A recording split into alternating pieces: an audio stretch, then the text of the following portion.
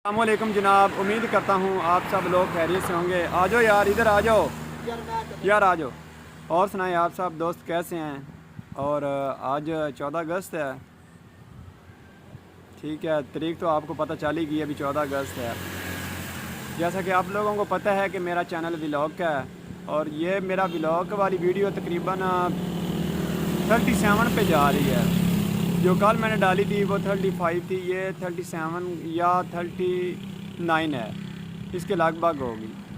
और मैं बस आपसे थोड़ा सा सवाल करना चाहता हूँ, क्या हमारा मुल्क आज़ाद है?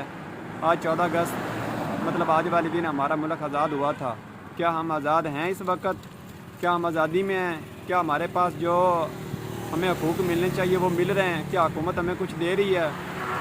और आप लोगों ने मुझे ज़रूर बताना है कि हमारे पास क्या कुछ है, हमारे मुल्क के हालात कैसे चल रहे हैं, हमारी जो हुकूमतें हैं, हुक्मरान हैं, वो क्या कर रहे हैं, और हमारे बारे में वो लोग क्या सोच रहे हैं।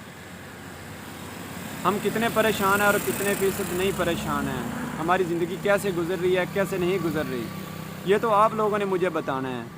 तो बस मैं ये छोटा सा सवाल कर रहा हूँ आप लोगों से, आपने मुझे ज़रूर बताना है कि आप लोग आज़ाद ज़िंदगी गुजार रहे हैं या आप बिना आज़ादी की ज़िंदगी गुजार रहे हैं, या आज़ादी ज़िंदगी जो है वो कैसी आप लोग गुजार रहे हैं, कैसी ज़िंदगी आप लोगों की गुज़र रही है। आपके पास सहूलियात मैसर हैं पूरी भी या नहीं हैं। हमारे मुल्क में जो महंगाई इस वक्त चल रही है वो किस अरूज पर है, उसे नीचे आना चाहिए।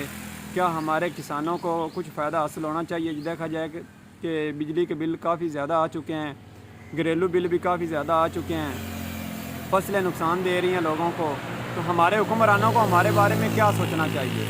तो आप लोगों ने मुझे अपने कमेंट में ज़रूर राय देनी है, मैं आप लोगों का इंतज़ार करूँगा।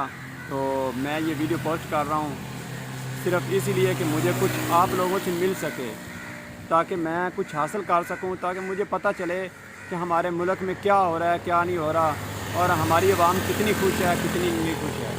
आप लोगों ने मुझे ज़रूर बताना है, ज़रूर बताना है। Thank you so much. मिलते हैं फिर नेक्स्ट वीडियो में। आप लोगों ने अपना बहुत सारा ख्याल रखना है। अल्लाह हाफ़िज़।